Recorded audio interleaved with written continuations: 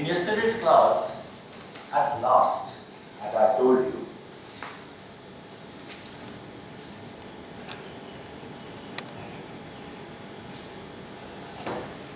I told you that delta G is equal to delta H minus the delta S. This was the last thing that I told you in the yesterday's class. Now, what is this? This delta H is the enthalpy change in the system, and this delta S again is the entropy change of the system. Okay? You may also say that delta G is the free energy change or the Gibbs energy change. Right? Now, जब हम इस चीजों की बात करते हैं, then ये एक reversible energy है. Delta H is heat supplied to the system reversibly. Whatever heat is gained by the system, because delta H is the change in the heat content of the system. तो ये delta H तो reversible है, लेकिन यहाँ पर this is irreversible. ये reversible नहीं है. इसी वजह से ये दोनों एक दूसरे के इक्वल नहीं है. अब अगर ये दोनों एक दूसरे के इक्वल नहीं है, तो एक बात और भी ध्यान रखना है, तो मैंने आपको बताई थी that whatever change takes place in the system, exact equal and opposite change takes place in the surrounding. Whatever change takes place in the system, exact equal but opposite change takes place in the surrounding. Okay? So,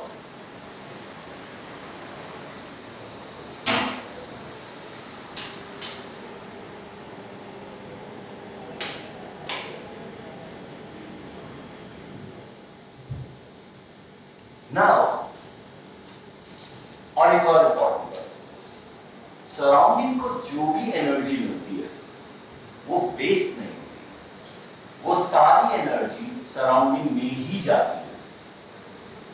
तो surrounding को जब भी energy दोगे वो हमेशा reversible होगी. Surrounding huge है ना, सराउंडिंग से छोड़ के एनर्जी जाएगी ना, अब कुछ एनर्जी वेस्ट भी होगी तो भी सराउंडिंग में ही जाएगी. This is clear?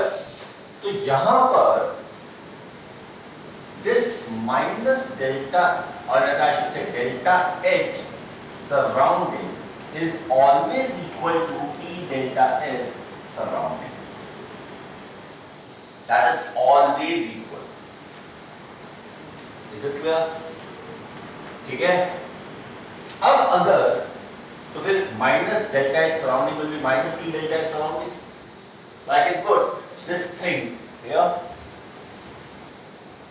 अगर मैं इस चीज को यहां रखता हूं तो I will get delta G is equal to minus T delta S surrounding plus minus T delta S system. तो फिर जो मैंने बोला कि समझ में आया, सराउंडिंग ह्यूज है इसलिए हर चीज सराउंडिंग में रिवर्सिबल ही होता है. सराउंडिंग कभी भी एनर्जी यूज नहीं करते, उनके बाद जो भी तुम एनर्जी सप्लाई करोगे सारी सराउंडिंग में ही जाएगी. तो इस वजह से मैंने उसको यहाँ पे सब्स्टिट्यूट कर दिया. अब टेम्परेचर कॉमन है, टेम्परेचर निकालो, you get delta G is equal to minus T delta S surrounding plus delta S system, और I should say delta G is equal to minus T delta S total. इस चार line की derivation में कोई problem?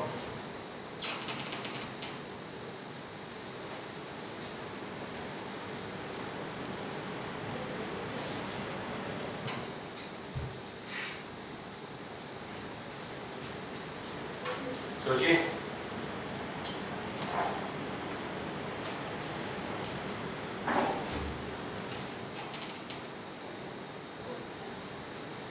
Is that clear? Now, ये जो delta S यहाँ पर लिखा हुआ है that incorporates system as well as surrounding. ये सिस्टम और सराउंडिंग दोनों को इंक्लूड कर रहा है. ठीक है? इतनी डेरिवेशन हमने कर ली। अब इससे पहले हमने सेकंड लॉ ऑफ थर्मोडायनामिक्स को डिस्कस किया था। देखो थर्मोडायनामिक्स के जो लॉज हैं वो कभी भी प्रूव नहीं हो सकते। They are laws by observation, they are not laws by theory, they are laws by experiment. They are considered the laws क्योंकि उनका कोई एक्सेप्शन हमें आज तक नहीं मिला है, इसलिए उनको लॉ कहा जाता है, उनको प्रूव नहीं किया जा सकता। इसीलिए जब मैं आपसे डिस्कस कर रहा था तो मैं कुछ ऑब्जर्वेशन की बात कर रहा था, मैंने कोई मैथमेटिकल डेरिवेशन नहीं की ये बताने के लिए कि देखो ये law of thermodynamics. Second law of thermodynamics को मैंने आपको सिर्फ एक्सप्लेन किया है ऑब्जर्वेशन के थ्रू, क्योंकि वही एक तरीका है। क्लियर? तो जब हम यहाँ पे इसकी बात कर रहे हैं तो सेकंड लॉ ऑफ थर्मोडायनामिक्स हमें ये बताता है कि चाहे कोई भी प्रोसेस हो, अगर वो प्रोसेस हो रहा है, if it is happening, then in that case that process has to be irreversible, and every irreversible process means that some energy is going to be wasted. Wasted का मतलब है सीधा सीधा this और this arrangement में वो energy consume हो जाएगी, वो एनर्जी this arrangement में स्टोर हो जाएगी। अब ये जो this arrangement में एनर्जी स्टोर हुई है, इसका मतलब ये है कि हर समय हर प्रोसेस में ओवरऑल एंट्रोपी इंक्रीज होती है, यानी कि delta S total for every process that actually takes place is positive. ठीक है? So that means this T delta S has to be positive, क्योंकि टेंपरेचर नेगेटिव नहीं हो सकता, we are talking about absolute temperature. तो इसका मतलब है minus T delta S for every process that actually takes place will be negative. ठीक है? And this is equal to delta G. तो सीधी सीधी भाषा में हम ये कह सकते हैं फ्रॉम दिस कि for every process that actually take place और that can take place, delta G will be negative.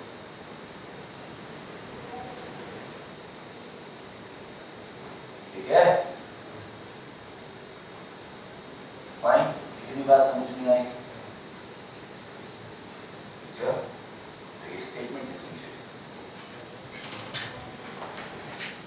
For every process that takes place,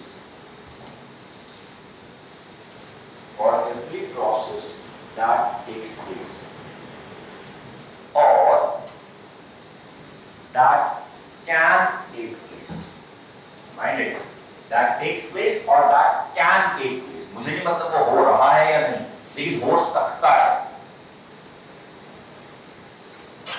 known as the spontaneous process।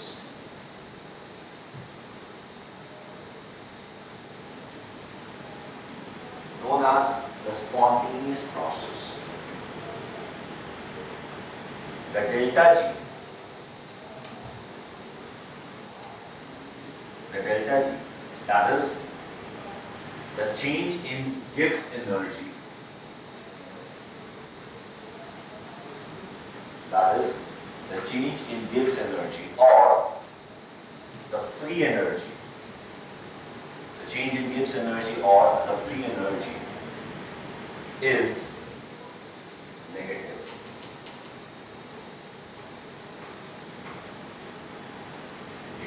Full stop. तो हमारे पास एक बहुत simple सी statement आती है spontaneity का reason. ठीक है? लिख लीजिए, every system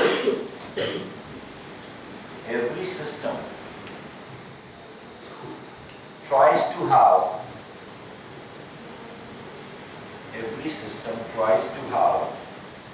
a minimum Gibbs energy। Every system tries to have a minimum Gibbs energy। तो अब अगर आपसे कोई ये पूछता है कि ये प्रोसेस होगा या नहीं होगा, तो आप सीधा सीधा ये देखेंगे कि इस प्रोसेस के अंदर डेल्टा जी पॉजिटिव है या नेगेटिव है या जीरो है। अगर पॉजिटिव है तो वो रिएक्शन फॉरवर्ड डायरेक्शन में नॉन स्पॉन्टेनियस है, पर हाँ अगर रिवर्स करना चाहोगे तो हो जाएगा। अगर ये रिएक्शन में आराम से आ जाएगा। और अगर ये 0 आ जाता है तो ये रिएक्शन कहा जाएगा कि ये ऑलरेडी सबसे स्टेबल पोजीशन पे पहुंच गया है। अब इससे आगे या पीछे कहीं पर भी जाओगे तो change would be positive. So at that time we say the reaction is at equilibrium. ठीक है, फाइन। ये स्टेटमेंट लिख लो। If delta G for a process, if delta G for a process is 0, if delta G for a process is 0, it means the system is at equilibrium.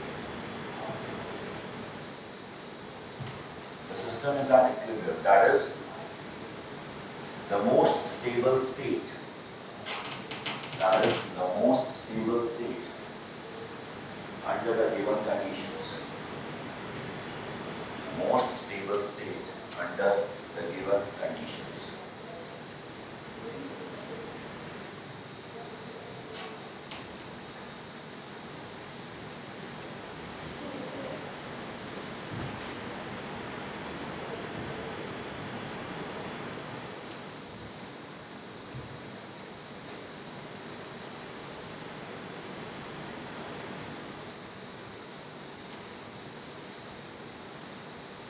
Is that clear?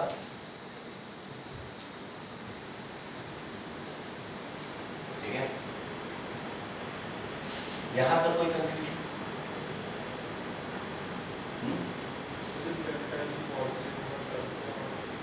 तो reaction नहीं होगा। Let's take our example. एक example ले लें, शायद समझ में आ जाए। Let us talk about boiling of water. Boiling of water. ठीक है, boiling of water में एक एनर्जी है delta H vaporization. The energy to be supplied to the system, to the 1 mole of a liquid, to convert it into vapors at the boiling point. ठीक है, is it clear? Second, there is delta S vaporization. Clear? क्योंकि जब liquid gas में convert होगा तो इसका disorder increase होगा, और अगर इसका डिसऑर्डर इंक्रीज होगा तो इसका मतलब है इसके अंदर एंट्रोपी बढ़ेगी। ठीक है, so there is a delta S vaporisation. ठीक है, अब यहां पे एक temperature,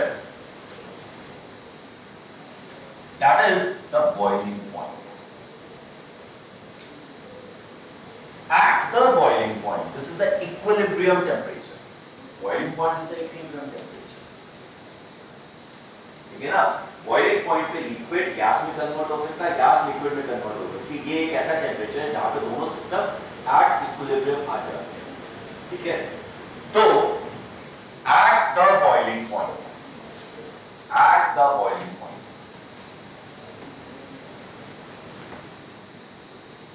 delta H vaporization is equal to E boiling point delta S vaporization. Are we clear with this equation? इस इक्वेशन में क्लियर है? ठीक है, at this point delta G is 0.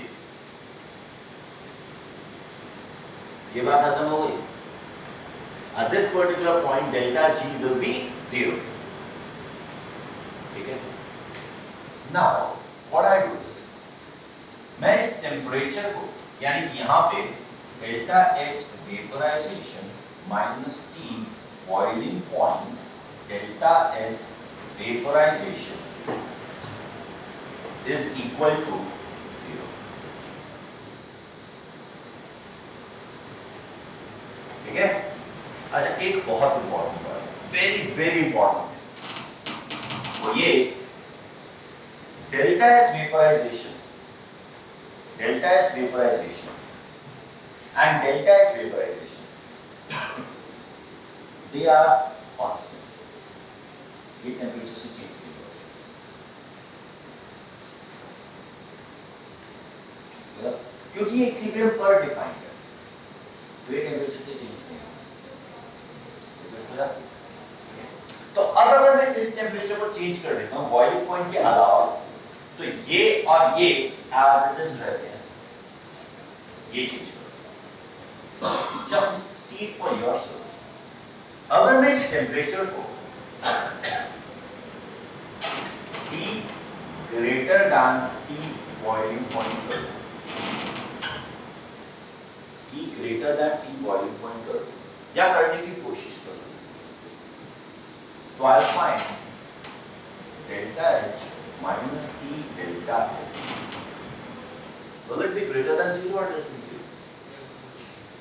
It will become less than 0. ठीक है? This is less than 0. It is negative. यानी कि for this process, delta G is negative. Now, forget about whatever I told you. जो मैंने बताया वो भूल जाओ। फिलहाल सिर्फ इतनी बात करो कि अगर टेम्परेचर में 100 डिग्री के ऊपर करूंगा तो पानी का बॉइलिंग आसान हो जाएगा या मुश्किल हो जाएगा? अगर टेम्परेचर 100 डिग्री से ऊपर होगा तो पानी का बॉइलिंग आसान हो जाएगा या मुश्किल हो जाएगा?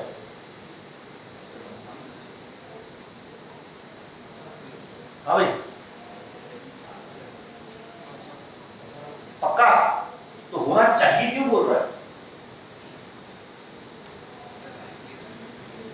पानी का टेम्परेचर के 100 डिग्री से ऊपर जाता है, 100 डिग्री से ऊपर ले जाने की कोशिश करते हो तो क्या होता है?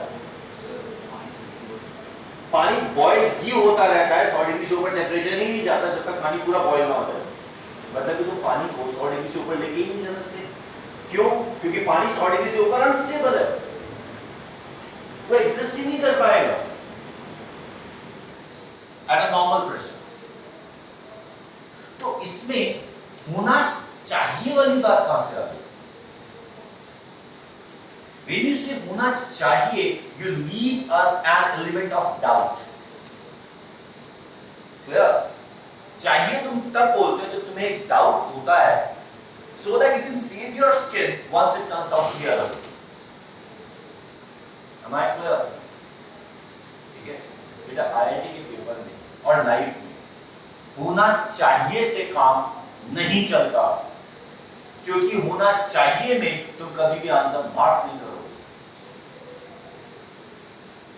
अगर तुम्हारे पास 4 ऑप्शन हैं और तुम्हें लगता है कि फर्स्ट ऑप्शन आंसर होना चाहिए और तुम्हें ये पता है कि अगर सही हुआ तो +4 मिलेंगे, लेकिन अगर गलत हो गया तो -2 मिलेंगे, तो हम आप कर पाओगे? इसलिए डोंट गो विद होना चाहिए से होता है। मेरे पास ये सारे के सारे रीजंस हैं, इसके हिसाब से ये होता है, then only you will be able to mark, otherwise you won't be able to mark। पूरा पेपर खाली छोड़ाओगे।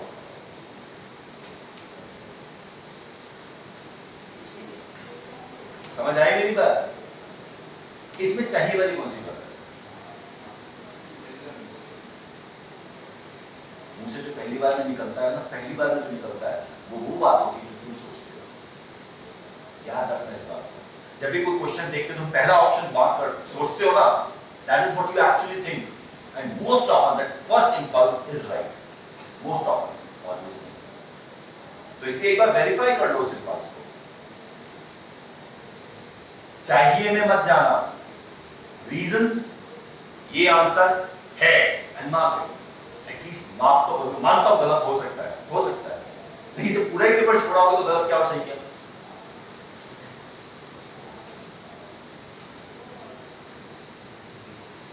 क्लियर? ठीक है, फाइन। अच्छा, अब इसमें इस बात में चाहिए क्या है? पक्का ना? Convinced inside?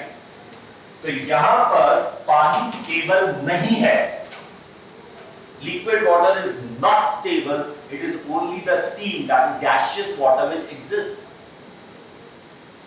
ठीक है? तो टेम्परेचर अगर मैं 100 से बढ़ाता हूं, या मान लीजिए मेरे पास एक सिस्टम है, एक कंटेनर है जिसको मैंने हीट कर रखा 100 डिग्री से ऊपर। अब जैसे मैं इसमें लिक्विड वाटर डालूंगा, लिक्विड वाटर इसमें पहुंचते ही नॉन एग्जिस्टेंट हो जाएगा, लेकिन system temperature is greater than 100 degree Celsius.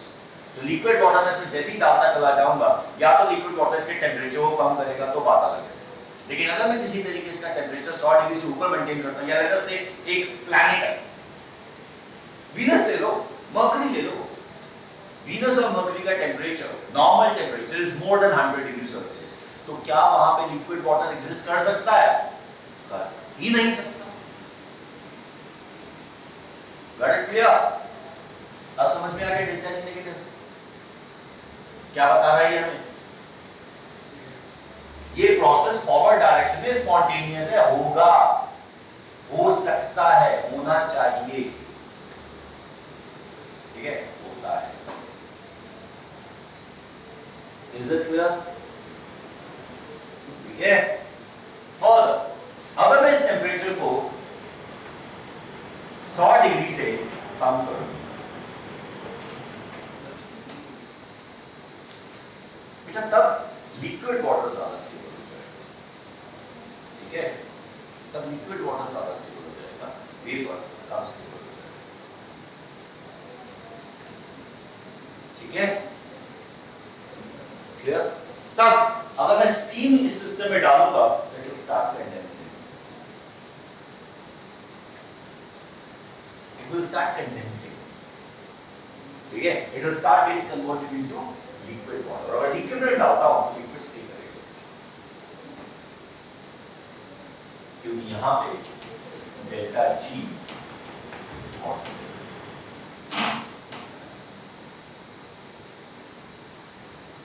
हमारा क्लियर होता है, समझ में आ रही है डेल्टा जी की बात क्या बताता है हमें? लेकिन प्रॉब्लम ये है कि कई बार ऐसी चीजें होती हैं जो होनी चाहिए पर होती नहीं,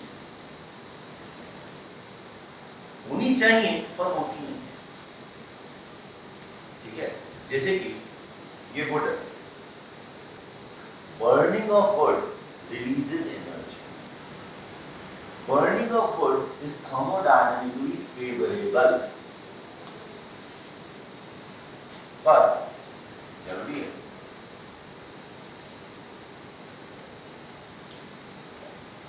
जरूरी है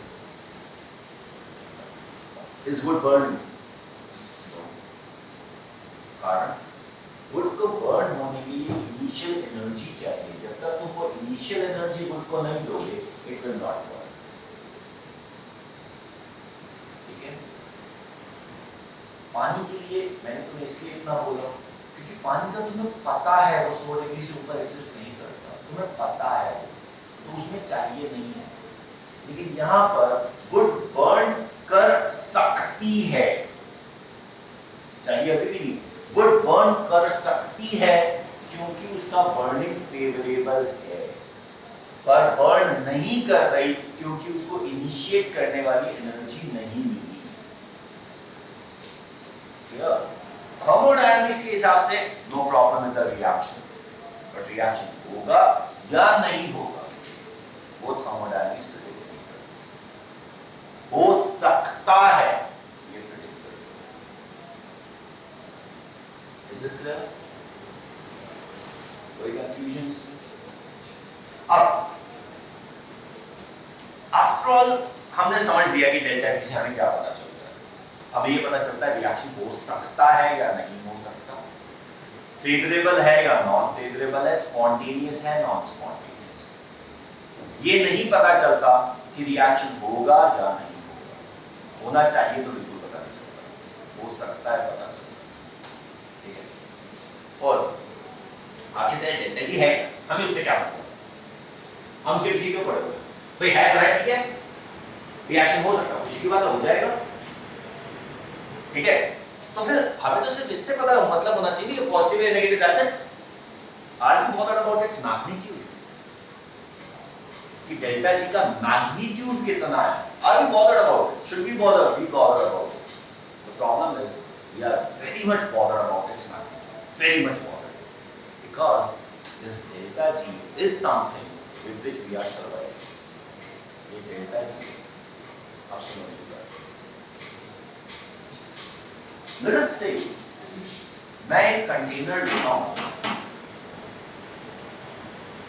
इसके ऊपर एक मूवेबल मासलेस फ्रिक्शनलेस पिस्टन लगा देता हूँ फिजिक्स वाली, फिजिक्स में होती है ना, मूवेबल मासलेस फ्रिक्शनलेस पिस्टन, या मूवेबल मासलेस फ्रिक्शनलेस पुली, या मूवेबल मासलेस पता नहीं क्या क्या मास फ्लाइट, या पॉइंट मास वॉल्यूम, पता नहीं कितने कितने मजे के लेते हैं। खैर वही मजा मैं यहाँ ले लेता हूँ। यहाँ पे आई हैव लिक्विड वाटर, ठीक है, अब बिल्कुल गैप है, लिक्विड वाटर है, and I keep it in a container filled with water and I heat this container. I heat this container. ठीक है? ये कंटेनर हीट होता है, बाहर का पानी बॉयल करना शुरू कर देता है, ऑब्वियसली करेंगे, ठीक है? अब मेरा एक छोटा सा सवाल है, बहुत छोटा सा, ये piston at the time when this water is boiling, will it move up or down? It is a frictionless, massless piston. Will it move up or will it move down?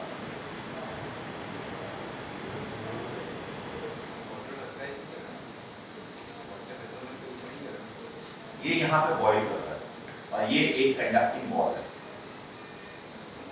Conducting ball है। दिल कह रहा तो दिल को reason पूछ। Water की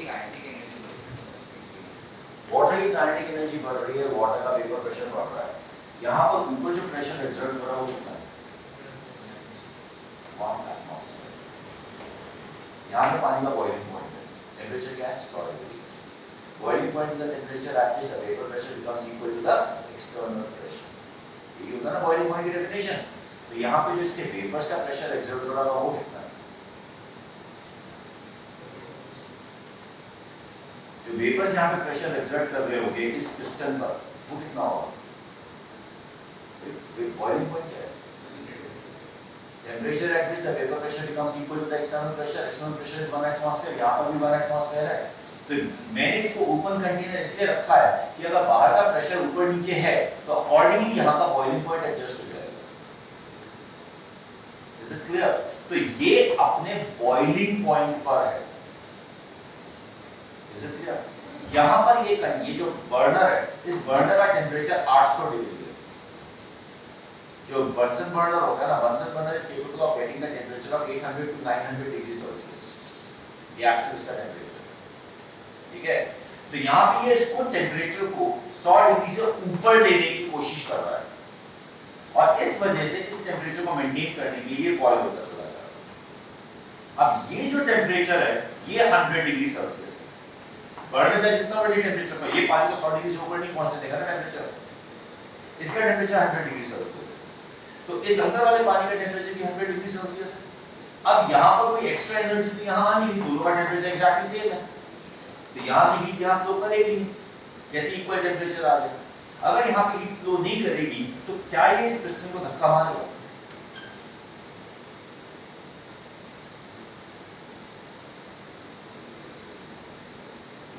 क्या ये इस पिस्टन को धक्का मारेगा?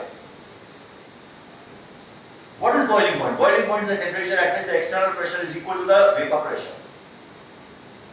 और यहाँ पर ये एग्जैक्ट बॉइलिंग पॉइंट पे है, यहाँ पे एक्सटर्नल प्रेशर लग रहा है, यहाँ पे वेपर का प्रेशर लग रहा है, तो R is not going to be equal.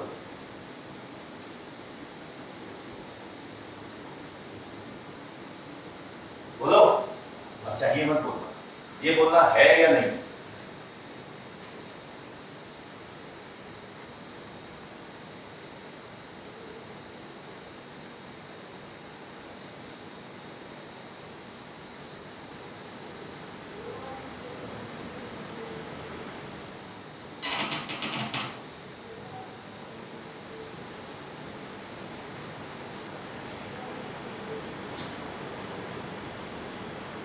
बोलो यार जल्दी बोलो।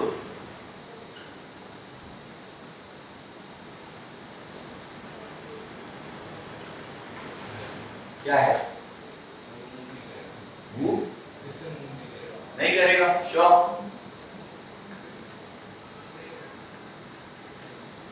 बाकी क्वेश्चन तो नहीं पूछेगा, पक्का ना? तुमने बोला है ना, बाद में मत कहना सर ये क्यों नहीं मूव करेगा। श्योर। अब अगर यहां पे डेल्टा जी 0, यहां पे delta G 0, process does not take place, it is at equilibrium.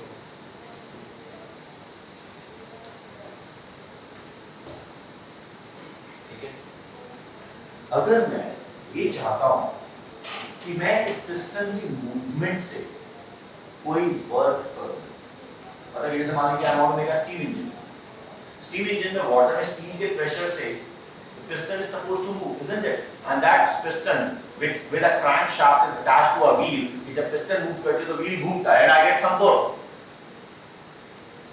If I want to get some work, I have to have delta G negative. ठीक है? और delta G negative की जो magnitude है, that is the work I can obtain from the system. Delta G 0 तक लाने के लिए जो मैंने एनर्जी दी है, बॉइलिंग पॉइंट तक लाने के लिए जो मैंने एनर्जी दी है, उस एनर्जी का मैं कुछ नहीं कर सकता। वो सारी की सारी एनर्जी तो सिस्टम ने कंज्यूम कर ली। समझे? इट इज समथिंग लाइक कि मैंने घोड़े को चारा खिलाया, अब मैंने घोड़े को चारा जितना खिलाया उसकी एक पर्टिकुलर एनर्जी है, मैंने वो सारी एनर्जी कैलकुलेट कर ली। तो जब मैं घोड़े को चारा खिलाऊंगा तो घोड़े को चारा खिलाने के बाद जब मैं घोड़े को जोतूंगा तो क्या मुझे उतनी पूरी एनर्जी मिल जाएगी जितनी चारा मैंने उसको खिलाया था? क्यों? क्योंकि घोड़े को अपने इंटरनल सिस्टम को वर्क करने के लिए, जीने के लिए भी कुछ एनर्जी स्पेंड करनी पड़ती है। The energy that I can obtain from the horse is less than the energy I fed to him. The energy that I can get from the horse over and above the energy that it consumes to overcome its internal needs is the free energy or the excess energy that I can convert into useful work. Is it clear? So delta G represents the useful work that I can obtain from the system. ठीक है? Delta G is equal to minus W useful. Minus समझ में आ गया ना? क्योंकि delta G जब negative होती है तभी यूजफुल वर्क होता है। ये delta G is the change in the energy of the system. जबकि useful is what I get from it. तो जब ये नेगेटिव होगा तो ये पॉजिटिव होगा। Is it clear? समझ आई बात? अब समझ में आया कि हमें डेल्टा जी के मैग्नीट्यूड से क्या मतलब है? क्योंकि डेल्टा जी का मैग्नीट्यूड जितना ज्यादा होगा, that is the useful work that I can obtain from it or the useful work that I need to do on it.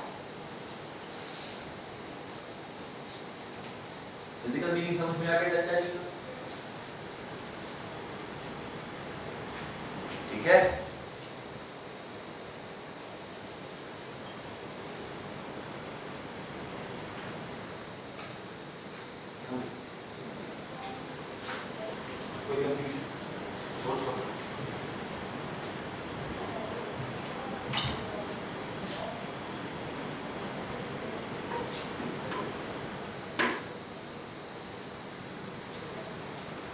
जब भी कोई प्रोसेस होता है, कैसा भी प्रोसेस हो, उसके अंदर जैसे हम केमिकल रिएक्शन की बात करते हैं तो हमारे पास कुछ रिएक्टेंट्स होते हैं, कुछ प्रोडक्ट्स होते हैं।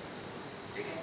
रिएक्टेंट की एक एनर्जी होती है, गिब्स एनर्जी जी, क्योंकि रिएक्टेंट की भी एंथैल्पी ऑफ फॉर्मेशन होती है, रिएक्टेंट्स की भी एंट्रोपी ऑफ फॉर्मेशन होती है।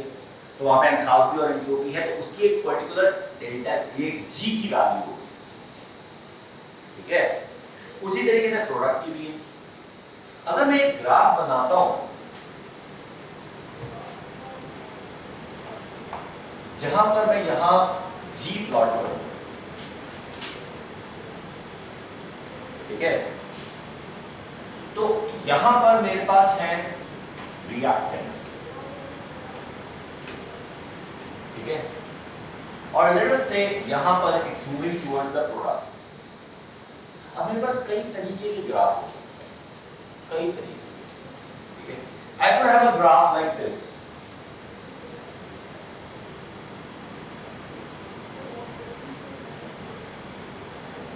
Products. ठीक है? I could have a graph like this.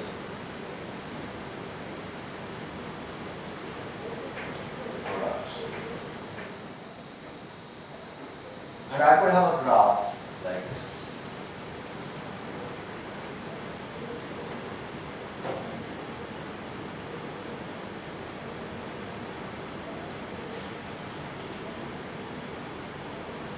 ठीक है? एक इंपॉर्टेंट बात देखना कि जो लोएस्ट जी का पॉइंट है, ना तो वो रिएक्टेंट पे है ना वो प्रोडक्ट पे है. It is at some mixture of reactant and product.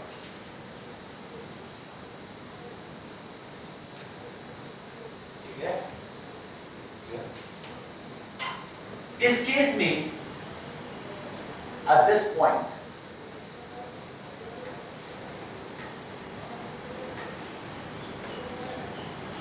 ये प्योर प्रोडक्ट है, ये प्योर रिएक्टेंट है. This is the mixture of product and reactant. ठीक है? अब ये देखो कि यहां से जाते जाते रिएक्टेंट कम हो रहा है, प्रोडक्ट बढ़ रहा है. आई थिंक ये इस तरीके से ग्राफ बना है. It would mean something like around 80% product and 20% reactant.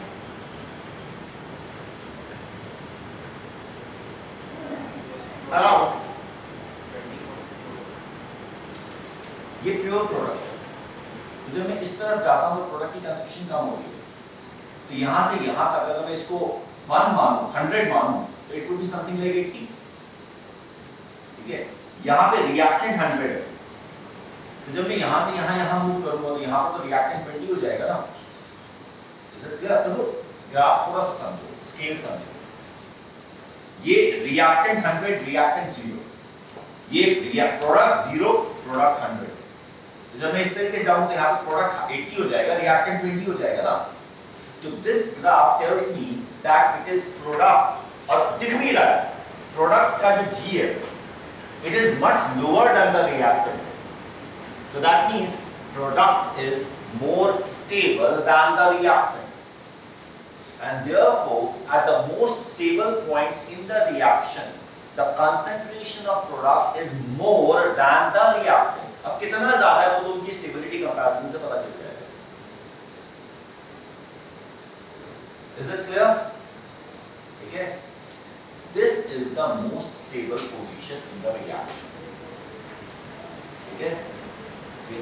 जब भी रिएक्शन होता है वो हमेशा सबसे स्टेबल पोजीशन की तरफ मूव करता है, और ये है मोस्ट स्टेबल पोजीशन. ठीक है? This most stable position is.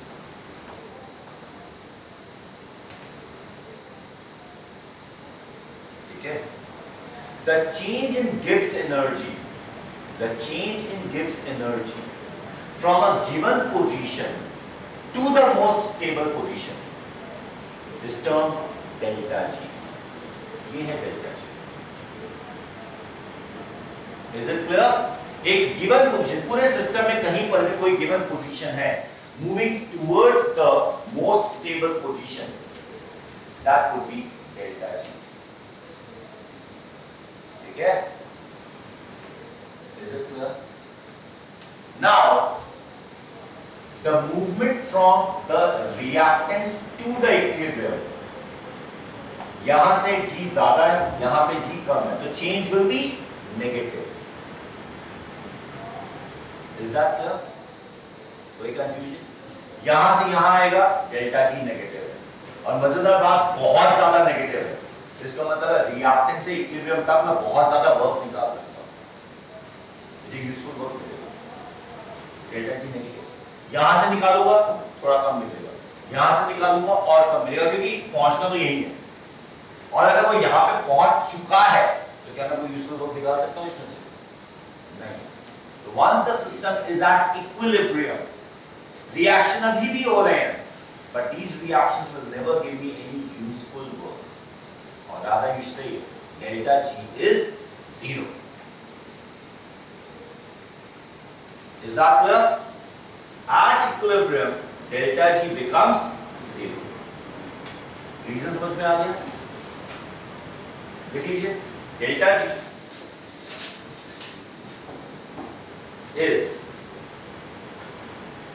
the change in free energy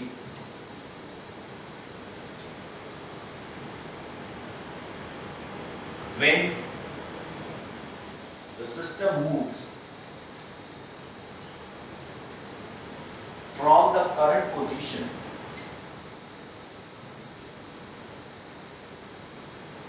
to equilibrium.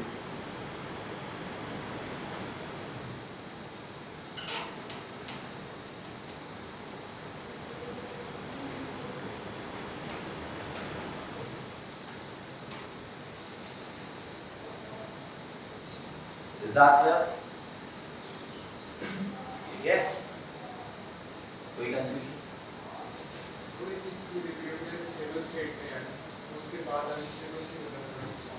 मैंने कहा प्रोडक्ट बनेगा, वेंटिलाइज से प्रोडक्ट बनेगा। किसने का प्रोडक्ट प्योर प्रोडक्ट बनता है? मैंने बोला है sir. What am I saying? जो मैं बोल रहा हूं उससे मतलब क्या निकलता है?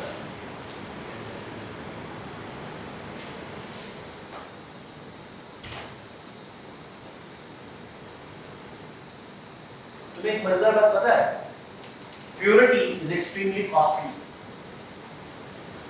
सोचा है कभी ये? Try to get something very pure. Cost ऐसे बढ़ती है cost. क्यों बढ़ती है? क्योंकि system resists purity. Purity stable नहीं है।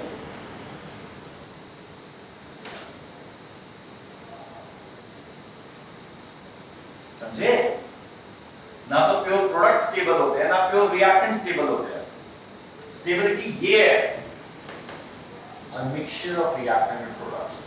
Depending on the comparative stability of reactant and products, this could be very much towards the product or very much towards the reactant.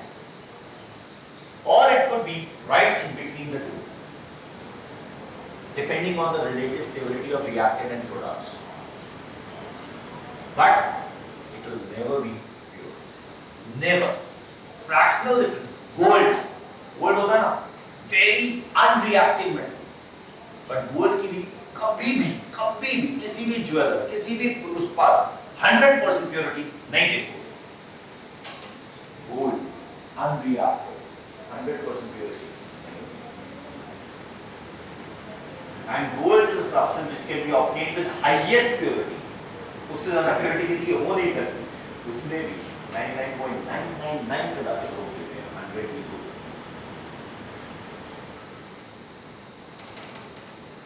समझे? आपको पता है जो नमक आपको मिलता है, मैं उस दिन लेकर आया था, कितने रुपए था? 15 रुपए किलो। एक टाटा का नमक आता है ना, हाँ, इनमें 15 का लेके आया था यार 2 दिन पहले। तुम्हारे दुकानदार ने लूट के बोल रहे हैं।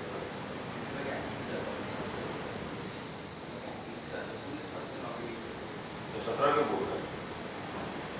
MRP जो बोल रही है, मैं 15 का लेके आया था। ओके, तो 15 रुपए का नमक है, ठीक है? मैं उस टाइम की बात कर रहा हूं जब ये नमक 6 रुपए किलो था, मार्केट में 6 रुपए, कैंटीन में नहीं। तब हम जब लैब में काम कर रहे थे तो मैंने सोडियम क्लोराइड की बॉटल उठा के देखी, which is suppose to be pure sodium chloride, suppose to be, उसमें भी लिखा होता है कि इतना परसेंट ये, but we can consider for the experiment pure sodium chloride. उस समय उसकी कीमत 65 रुपए का आधा किलो था, 65 रुपीज हाफ केजी। उसमें आयोडाइज नहीं ऐड किया था, उसमें सिर्फ नमक था।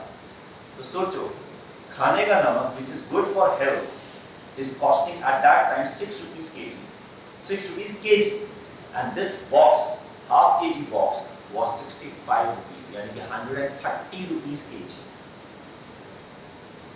20 times the cost of a kg of purified salt, वो भी purified है। रॉ सॉल्ट जो वो समुद्र से मिलता है, या जो रॉ सॉल्ट अनप्यूरिफाइड है, वो तो 1 रुपए किलो मिल रहा था, वो भी ट्रांसपोर्टेशन कॉस्ट है क्या? उठाओ और ले जाओ। Purified was 6 rupees KG and this, इसमें क्या कम किया था? मुश्किल से 1% इंप्योरिटीज को कम किया था। जो नमक है उसके अंदर टोटल इंप्योरिटीज अगर काउंट करोगे तो 1% से ज्यादा नहीं आएंगी, ठीक है? इसे कम करने के लिए they charged 20 times the cost, 19 times the cost.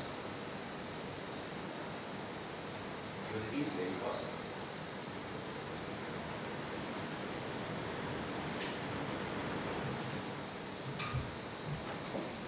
समझ में आई बात? ठीक है? This is equilibrium. This is delta G0. ठीक है? अब जैसे हम डेल्टा H नॉट की बात करते हैं, वैसे ही हम डेल्टा G नॉट की भी बात करते हैं, और डिफिनेशन बिल्कुल सेम है। ध्यान से सुनना। The standard Gibbs energy change. Standard, जैसे स्टैंडर्ड एंथैल्पी होता है ना, the standard Gibbs energy change is the change in Gibbs energy when the amount of reactant given by a balanced chemical equation completely convert into corresponding amount of product. Completely convert नहीं करेगा मुझे पता है, लेकिन अगर करता तो क्या चेंज होता? मतलब कि यहां से यहां तक का ये जो चेंज है, that is delta G naught. ठीक है? अगर मैं रिएक्शन में किसी भी पॉइंट से किसी भी पॉइंट तक जाता हूं, किसी भी पॉइंट से किसी भी पॉइंट तक जाता हूं, तो जो चीज है वो डेल्टा G है। जब मैं स्पेसिफिकली रिएक्टेंट से पूरा प्रोडक्ट पर जाता हूं, तो जो चेंज है वो डेल्टा G नॉट है। ठीक है? Is it clear? Delta G not एक बड़ी मजेदार सी चीज है। ये मुझे ये बता देता है कि इक्विलिब्रियम जब आएगा तो रिएक्टेंट और प्रोडक्ट का रेशियो क्या होगा, क्योंकि ये डेल्टा G नॉट मुझे रिएक्टेंट और प्रोडक्ट की रिलेटिव स्टेबिलिटी बता रहा है।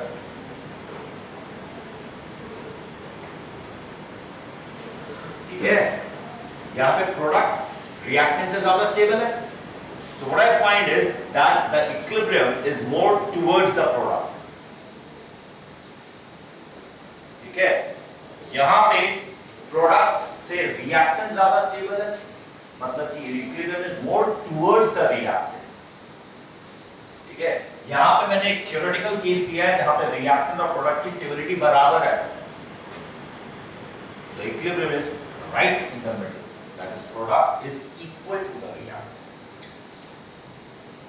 ठीक है? एक बात समझ में आ रही है? Equilibrium does not say that it is a position when the reactant and product are equal. Equilibrium is a state which is the most stable state of the system, and once there, the reactant and product concentration becomes unchanging. अब change नहीं। Is it clear? समझ में आ गई ना? ये जो ratio of reactant and product है, इसको एक वैल्यू बोला जाता है, इसको बोला जाता है equilibrium constant. This is called equilibrium constant. अगर आपको डेल्टा G नॉट पता है तो आप इक्विलिब्रियम कांस्टेंट निकाल लो, और अगर इक्विलिब्रियम कांस्टेंट पता है तो आप डेल्टा G नॉट निकाल लो, तो ये दोनों आपस में रिलेटेड है। ठीक है? कोई कंफ्यूजन? अच्छा वो ये बात, now the relation is delta G not is equal to minus 2.303 RT log K. Now K is equilibrium constant. अच्छा, एक छोटी सी बात, पता नहीं कितना ध्यान दिया, मैं बताना भूल गया था। पर वही बात है ना, मैंने जैसे तुम्हें कहा था कि केमिस्ट्री वाले अगर पता हो कि तुम्हें पता है तो बताते नहीं है, वैसी बात यहाँ पर भी है, लेकिन फिर तुम्हें बताता हूँ क्योंकि तुम्हें पता नहीं चलेगा। वो ये delta G is equal to delta H minus T delta S। यही है ना, यही इक्वेशन लिखी है ना हमने। What is this? Delta H. What is delta H? What is delta H? Change in enthalpy. What is that? Define it. What is it? In heat contained under what condition? Constant pressure. Delta G is valid only at constant pressure. ये जो delta G का पूरा हमने calculation किया है ना, वो ये मानते हुए किया है कि प्रेशर कांस्टेंट।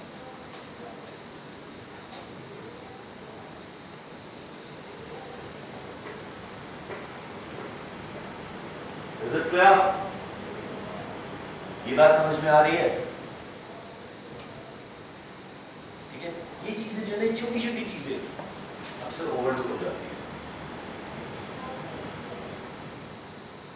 अगर आप यहाँ पे कांस्टेंट प्रेशर की जगह कांस्टेंट वॉल्यूम लोगे तो ये इक्वेशन बदल जाएगी। ये डेल्टा जी नहीं रहता, वो डेल्टा ए हो जाता है। ठीक है, this is Gibbs-Helmholtz equation. This equation was a Gibbs-Helmholtz equation, and that is Helmholtz equation, which says delta A is equal to delta U minus T delta S at a constant volume. ये constant pressure है, ये constant volume. Is it clear? A stands for, देखो G stands for Gibbs, उस व्यक्ति का नाम। A stands for the German word Arbeit. Arbeit का मतलब होता है वो। This is Helmholtz equation. Why possible? बता इसलिए दिया, confuse हो जाओ या मत हो। ठीक है?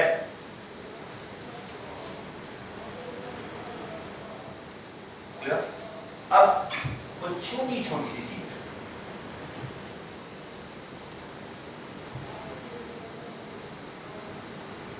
अब जो मैं तुम्हें करवाने वाला हूं, जो चीज मैं लिखवाने वाला हूं, 5 मिनट की चीज है।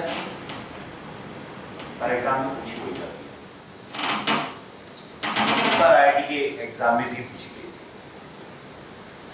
एडवांस हर बार पूछी जाती है। अच्छी सी चीज है, बहुत सिंपल सी चीज है, जरूर आएगी। हमारे पास एक कोई रिएक्शन हो रहा है, कोई भी reaction, physical chemical I don't care, but हो रहा है, उसके अंदर एक डेल्टा एच होगा, एक डेल्टा एस होगा। अब इन दोनों के रिलेशन से एक डेल्टा जी होगा। ठीक है ना?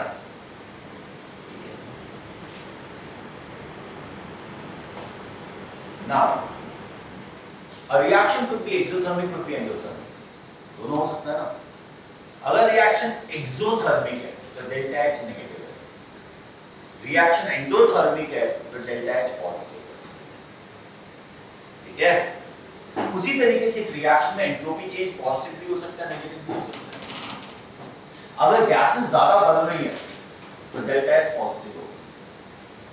अगर गैसेस कम बन रही है, कंज्यूम हो रही है, तो डेल्टा एस नेगेटिव हो जाएगा।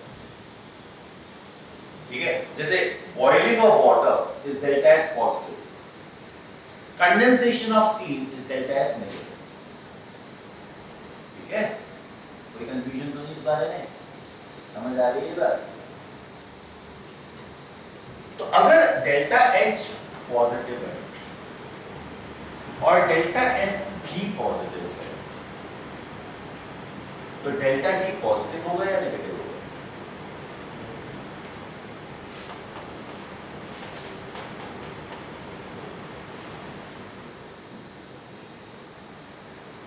जल्दी बोलो।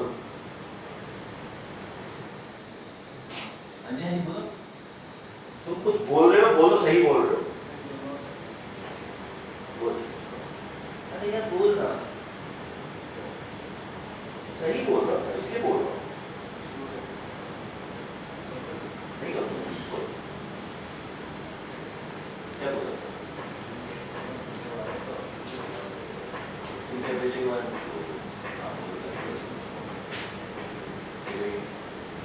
तो आ गई।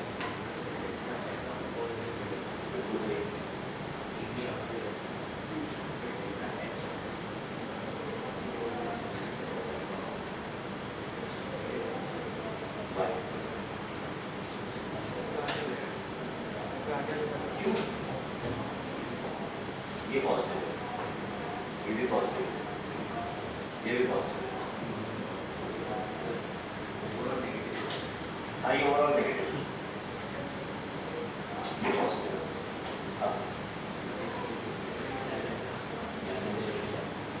Before you give the answer, how will you give the answer?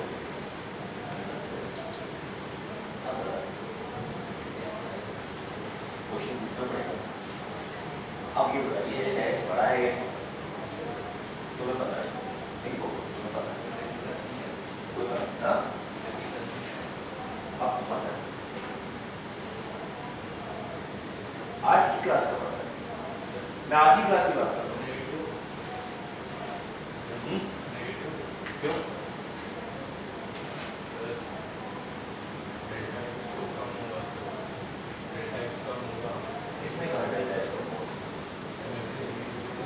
किसने कहा कम होगा? ज्यादा भी हो सकती है। मैंने कोई रिएक्शन लिखा है यहाँ पे? मैंने कब कहा ये हो रहा है? Did I say ये रिएक्शन हो रहा है?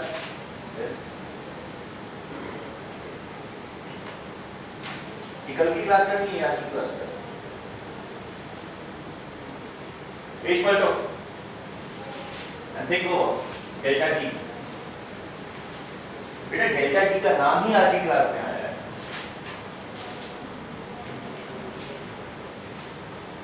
Tell me, डेल्टा जी की बात, डेल्टा एच की बात, डेल्टा जी की वैल्यू नेगेटिव होगी या पॉजिटिव होगी? स्पीक अप द आंसर, जो तुम्हारे दिमाग में बोलो। हाँ बोलो। क्यों? डेल्टा एस होता है delta H upon T. T what T? Which temperature? Temperature of the system. गलत।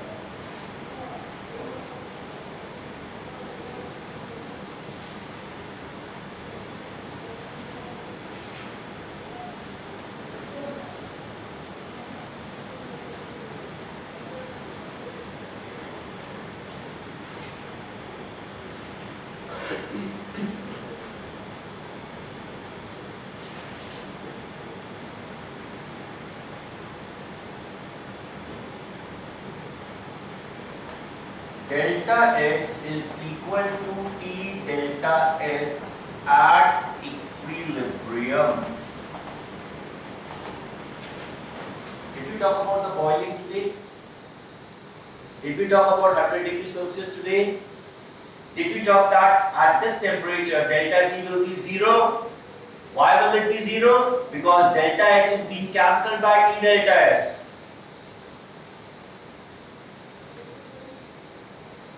Do you understand, or you just simply shake your head like this? Of course you shake your head like this because you don't want me to be breathing down your neck. तुम सिर्फ मुझे मेरी बला टाल दो। हाँ बोल दो, सब चुप हो जाएंगे, अपना काम करेंगे, आगे बढ़ जाएंगे। समझ में तुम्हें कुछ नहीं आता। डेल्टा जी 0 कब है? At equilibrium. डेल्टा जी 0 कब है? जब temperature is equilibrium temperature. At equilibrium delta H और डेल्टा एस एक दूसरे को नलिफाई कर देते हैं। समझ में आई बात? एग्जाम्पल दिया था कि अगर हम टेम्परेचर को 100 डिग्री से कम कर देंगे तो डेल्टा जी पॉजिटिव हो जाएगा, 100 डिग्री से ज्यादा कर देंगे तो नेगेटिव हो जाएगा। मतलब कि डेल्टा जी का साइन टेम्परेचर डिपेंडेंट है। तुम प्रेडिक्ट कैसे कर रहे हो? Positive, negative. कहां से आ गया पॉजिटिव और negative?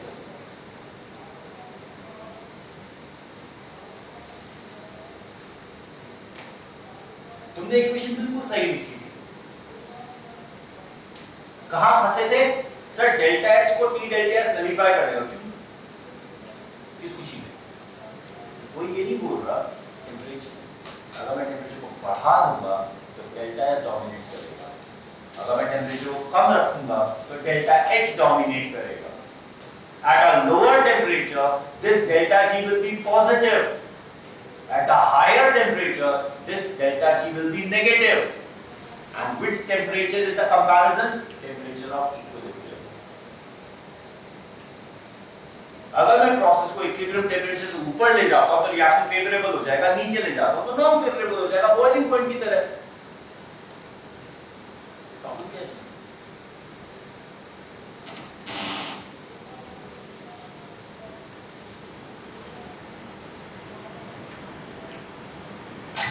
So this delta G is positive if, ये if बहुत इंपॉर्टेंट है, T is less than T equilibrium। जब भी टेम्परेचर कम होता है तो रिएक्शन उस डायरेक्शन में जाता है जो डेल्टा H कहे, क्योंकि कम टेम्परेचर में डेल्टा H का सिग्निफिकेंस खत्म हो जाता है, ठीक है। और जब टेम्परेचर ज्यादा होता है तो डेल्टा H चौड़ा हो जाता है, जो मैं कहूंगा वो होगा। हाई टेम्परेचर पे the reaction goes in the direction which is predicted by delta H। Delta H को भूल जाओ, लो टेम्परेचर में डेल्टा H को भूल जाओ। और लो और हाई किससे होता है? Temperature equilibrium. Is it clear? T is less than and negative if T is greater than T equilibrium, and if it is T equilibrium it is 0। समझ आएगा? तो डेल्टा G का साइन इस केस में, ऐसे कंडीशंस में temperature dependent हो जाता है। ये वो रिएक्शन है जिनको आप टेम्परेचर कम या ज्यादा करके फॉरवर्ड या बैकवर्ड जो मर्जी कर सकते हो। समझ आएगा? Clear? Let's say both negative. Now what? Now tell me the sign of delta G. आपको बता दो।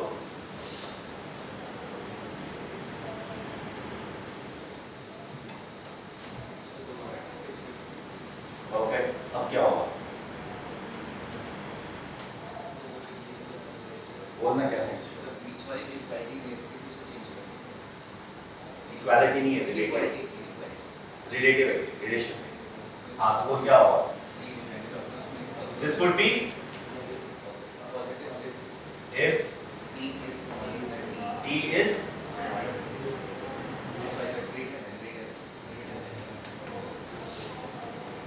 बेटा IIT की सबसे बुरी बात पता है क्या है? सबसे बुरी बात, you don't get a second chance। Second chance in a question। 4 chance कहाँ होगा है? 4 बार भी दे सकते हैं। कैसे 2-4 बार? नहीं कर सकते, 2 बार। 2 बार, 4 बार इसमें नहीं।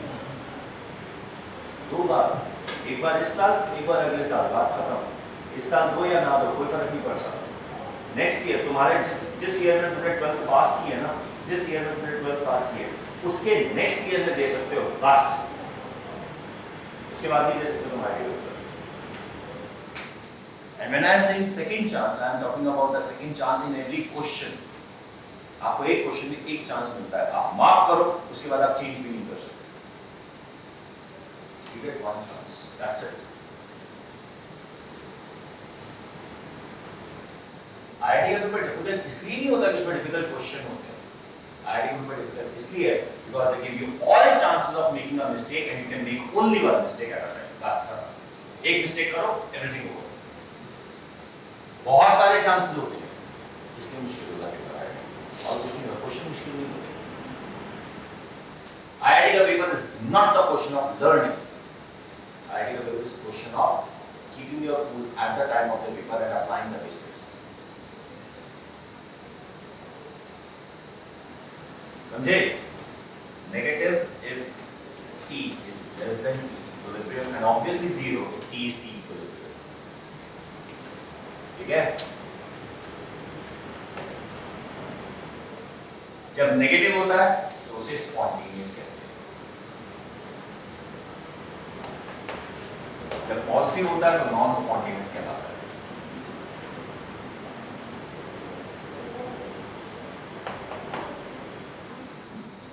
ठीक है? Now let us say this is negative and this is positive.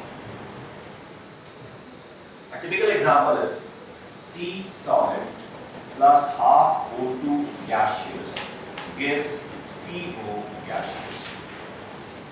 ये रिएक्शन एक्सोथर्मिक है,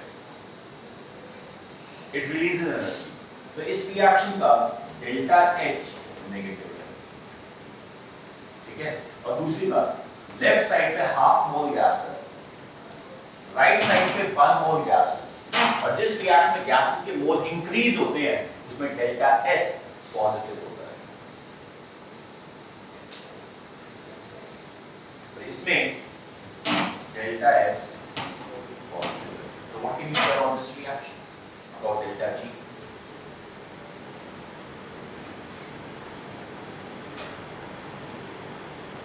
बोलो। Perfect. It is always negative. That means this reaction is always spontaneous.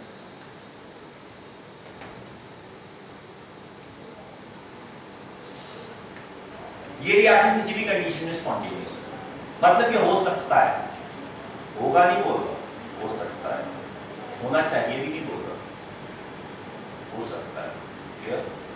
करोगे तो हो जाएगा।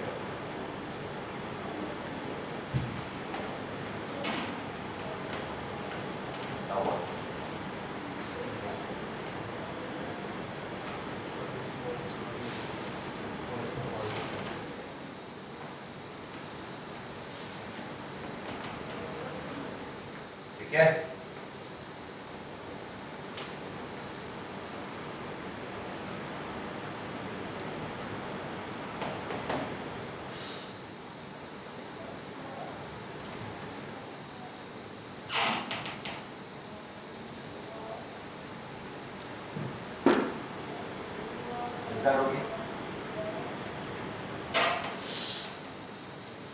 कितनी बातें समझ में आ गई? Very clear. अब इतनी बातें समझने के बाद now I am going to ask you a question which I am very sure तुम आंसर नहीं दे पाओगे, इसलिए कि उसका आंसर तुम्हें पता होना चाहिए। इंपॉर्टेंट क्वेश्चन है इसलिए, ठीक है। अगर तुम आंसर दे सको तो मुझे बहुत खुशी होगी। इसलिए नहीं कह रहा कि तुम नहीं दे सकते क्योंकि तुमने उसका कंसेप्ट नहीं किया, इसलिए कह रहा हूं कि तुम नहीं दे सकते क्योंकि तुम्हें कंसेप्ट अप्लाई नहीं करना आता। अब क्वेश्चन पता क्या है? वी टॉक अबाउट एंटी का फंडा, मैंने एक बार सिखाया था ना एंटी का फंडा बॉन्डिंग में, ठीक है। तो अब हम जरा अंडे के बारे में थोड़ा समझेंगे, और ये अंडे का फंडा इज अल्टीमेट थर्मोडायनामिक्स, अल्टीमेट। ये अगर समझ गए तो थर्मोडायनामिक्स समझ गए। कुछ नहीं है इसमें, वैसे कुछ ज्यादा लंबा चौड़ा नहीं है। सबसे पहली बात, egg is a substance which solidifies when heated. Egg is a substance which solidifies on heating. Agreed? क्या? Agreed or not? कोई डिसएग्री तो नहीं कर रहा? सबने ऑब्जर्व किया है ना? उबालने पर अंडा सॉलिडिफाई हो जाता है, ऑमलेट बनाने में सॉलिडिफाई हो जाता है, हीट करो तो सॉलिडिफाई हो जाता है, होता है ना? होता है ना?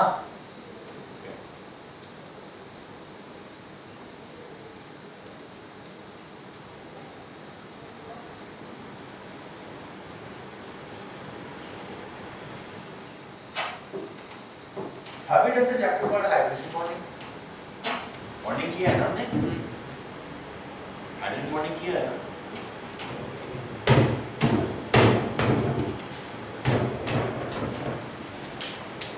बोलो, why does egg solidify on heating? Of course, the answer is hydrogen bonding. इसलिए वो पूछ रहा था। उधर नहीं, मुझे पता, मैंने पूछा है। उसे क्यों बता रहा है? क्यों पूछ रहा था?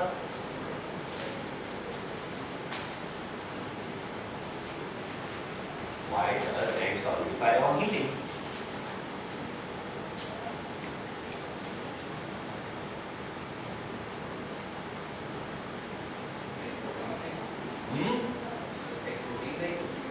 हाँ होता है, एग प्रोटीन से बना होता है, प्रोटीन होता है, फैट्स होते हैं, लेकिन फैट्स कम होते हैं, प्रोटीन ज़्यादा होते हैं। प्रोटीन का फॉर्मूला क्या होता है इसमें? बहुत सारे एमिनो एसिड्स होते हैं, सब में हाइड्रोजन का ऑर्गेनिक कंपाउंड होता ही है।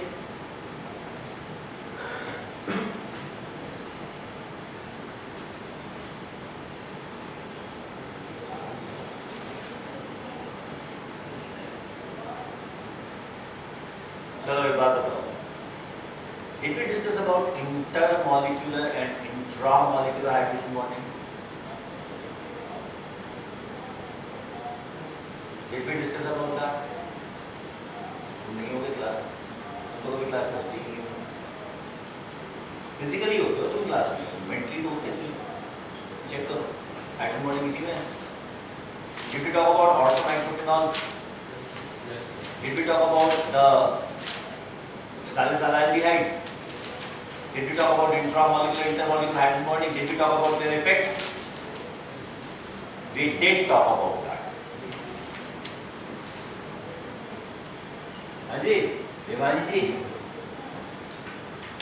कभी फिजिकली की जगह मेंटली भी प्रेजेंट हो जाया कीजिए। अच्छा है मैं रिकॉर्डिंग करता हूँ, आप ही के लिए। इतनी बार रिकॉर्डिंग देख के भी नहीं दिखता। Okay, now give me the answer. चलो, हो सकता है तो मैं आंसर ना बताऊं, लेकिन जितना मैंने बताया है उससे आंसर का अंदाजा तो लग गया होगा।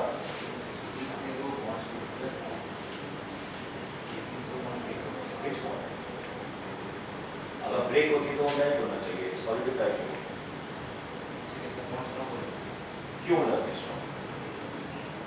हीटिंग से कौन सा बॉन्ड स्ट्रॉन्ग हो जाता है? सारे बॉन्ड टूटते हैं।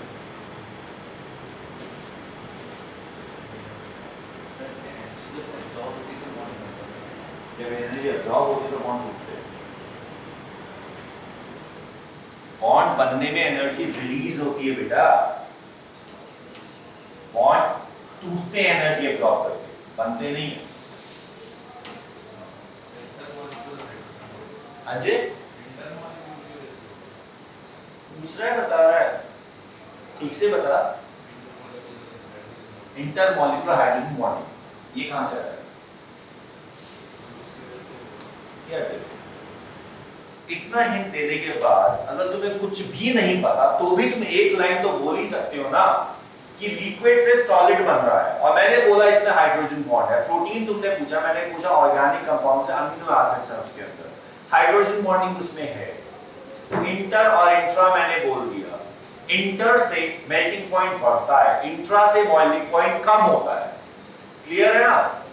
तो कुछ नहीं पता होगा तो भी इतनी लाइन तो बोल सकते हो ना कि because of heating intramolecular hydrogen bonding break and intermolecular hydrogen bonding is form. तो मेल्टिंग पॉइंट बढ़ जाएगा, बात खत्म। और ऐसा ही होता है। प्रोटीन्स आर लॉन्ग चेन्स जिसके अंदर ये यूनिट है,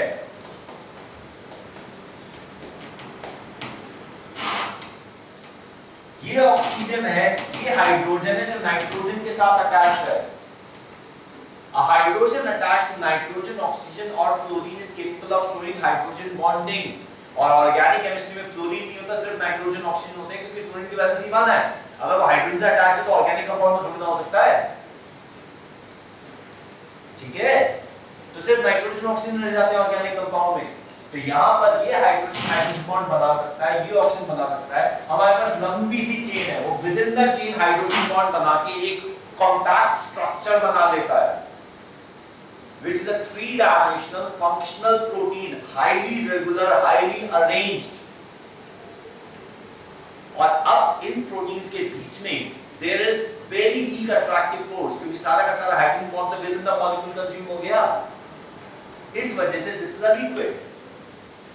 जैसे ही आप हीट करते हो ये इंट्रामोलिक्यूलर हाइड्रोजन बॉन्ड ब्रेक हो जाते हैं, ये लंबी चेन्स बन जाती है और चेन्स बनते ही दो चेन जब साथ साथ आती है तो उनके बीच में बॉन्ड बन जाता है।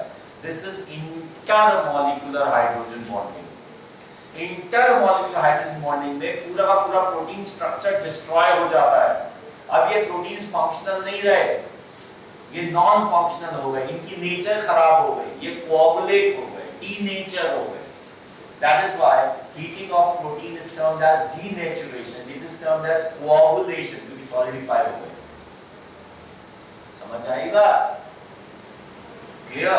This is the reason why egg solidifies on heating. Intramolecular hydrogen bonding in highly regular quaternary proteins is broken to give chains, randomly arranged chains, which are intermolecularly hydrogen bonded. Is it clear? इसीलिए egg solidify होता है। समझ आई बात? ठीक है? कोई doubt? कोई confusion? अब चलो दूसरा क्वेश्चन। एग को हीट करते हैं तो वो सॉलिडिफाई हो जाता है, ठीक है ना? तो इसका मतलब है सॉलिड एग का हीट कंटेंट लिक्विड से ज्यादा है।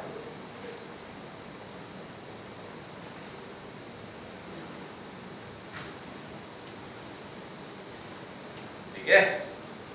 इतनी बात हजम हुई। दूसरी चीज, जब हम किसी सिस्टम को हीट प्रोवाइड करते हैं एट अ कांस्टेंट टेम्परेचर,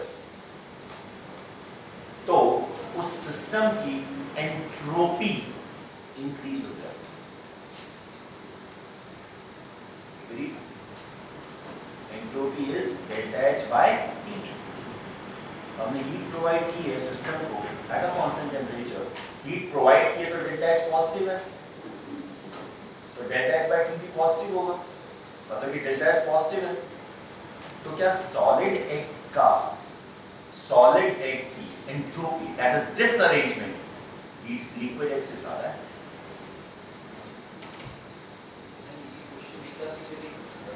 आपकी क्लास टीचर ने पूछा तो मैं भी पूछ रहा हूँ, मुझे जवाब दो।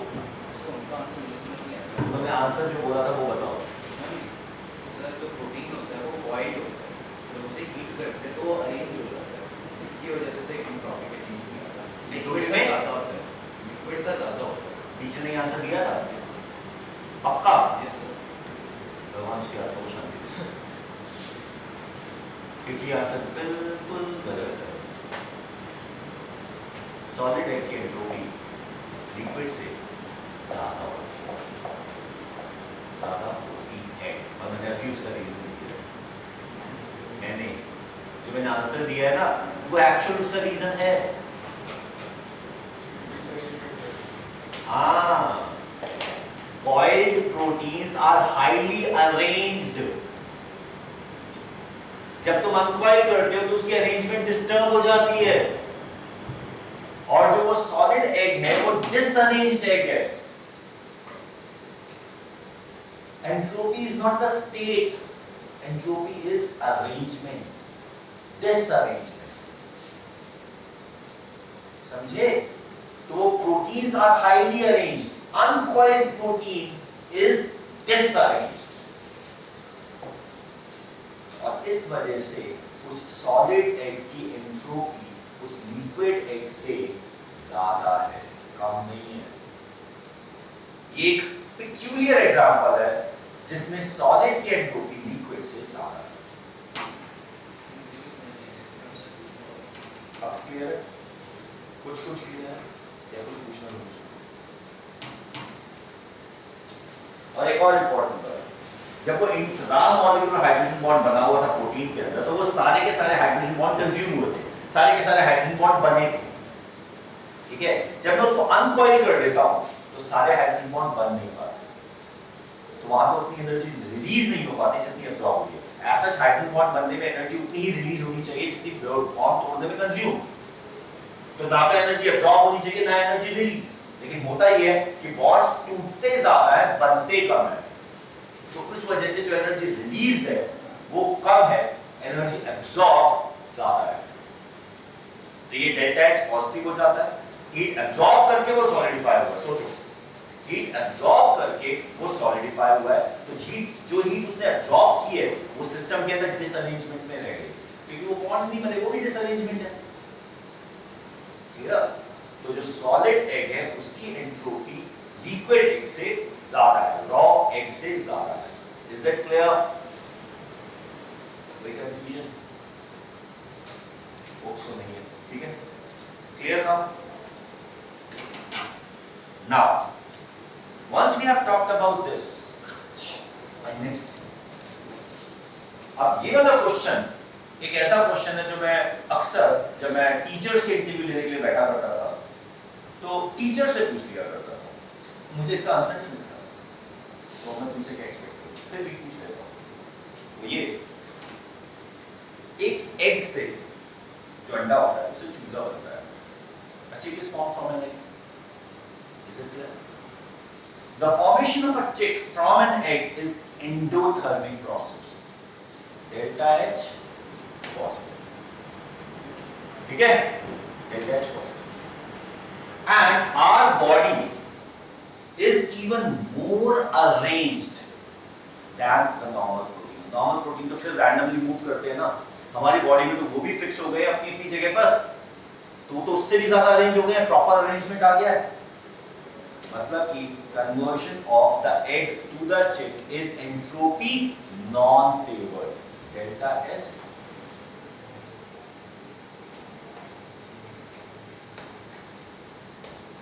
But it takes place. जब मैंने किसी से पूछा तो पता है जवाब क्या मिला? This is biochemical process and this is an exception of thermodynamics. मैंने उसकी जगह देखी, मैंने कहा अगर इसका एक्सेप्शन होता तो थर्मोडायनामिक्स की लॉ नहीं कहलाते, रूल्स कहलाते। लॉज नहीं, ये लॉज हैं, इसका मतलब है इनका एक्सेप्शन नहीं।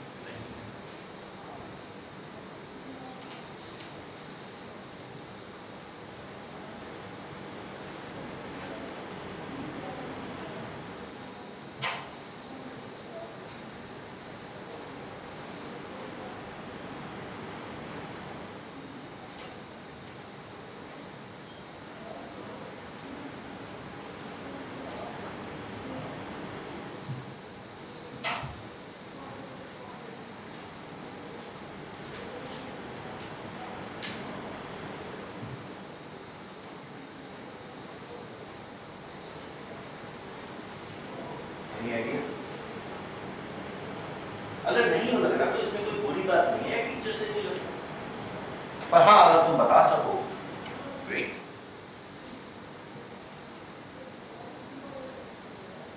चलो लेट्स मेक इट इजी। अभी तुमने बहुत कॉम्प्लिकेटेड लैंग्वेज यूज की, तो चलो इजी लैंग्वेज यूज करो। बेटा ये किसने कहा कि एक नॉन स्पॉन्टेनियस प्रोसेस टाइम ज्यादा दोगे तो स्पॉन्टेनियस हो जाएगा? ये किसने कहा? और कोई इनफाइनाइट टाइम तो नहीं लग रहा ना, टाइम तो फाइनाइट ही है ना। Anything finite is a small time, even if it's a million years, if it is finite it's a small time. ठीक है, finite, large is only infinity, बाकी सब फाइनाइट, स्मॉल टाइम। ठीक है, चलो एक छोटा सा एग्जांपल देखते हैं। A chalk holder in my hand at this level. ठीक है, I raise it. इस प्रोसेस में डेल्टा जी पॉजिटिव है या नेगेटिव?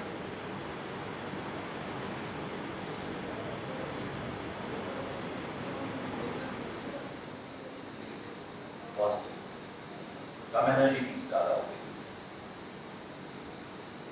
ये लोग तुम्हारे सामने हो गए प्रोसेस कैसे हो गए?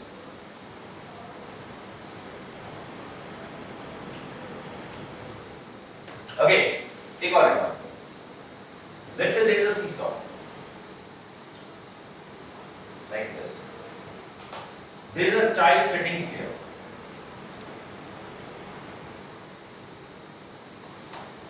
The child being here at the higher end of the seesaw, is it spontaneous or non-spontaneous? Is it spontaneous और non spontaneous? Delta G positive और नेगेटिव होना चाहिए ऐसा या नहीं होना चाहिए? ऐसा होता है या नहीं होता? कि डेल्टा जी पॉजिटिव होगा ना, यहां से अगर ये लेवल से यहां जा रहा है तो पॉजिटिव होना चाहिए। पॉजिटिव है, होना चाहिए, क्या मतलब है? या तो है या नहीं है, होना चाहिए क्या मतलब है? तो फिर होना चाहिए फिर से आदत है क्या होना चाहिए? Is it necessary that you have to doubt yourself? Why? Doubt करना चाहिए ना। डाउट अगर करता रहेगा ना कभी डिसीजन नहीं ले पाएगा। जानते हो बड़ी बड़ी इंडस्ट्रीज में, बड़ी बड़ी फैक्ट्रीज में, कंपनीज में they simply say one word, a wrong decision is better than no decision। पता है जो बड़े बड़े कंपनी के सीईओज हैं उनके एक एक डिसीजन में कंपनी का ऊपर नीचे हो जाता है, ठीक है? कोका कोला कंपनी, उसके सीईओ ने डिसीजन लिया we are going to change the flavour of Coca Cola. It was a blunder but it was decision, it was not fire, it was fire. अगर सीईओ एक गलत decision ले लेता तो he is not fired, at least तो का decision.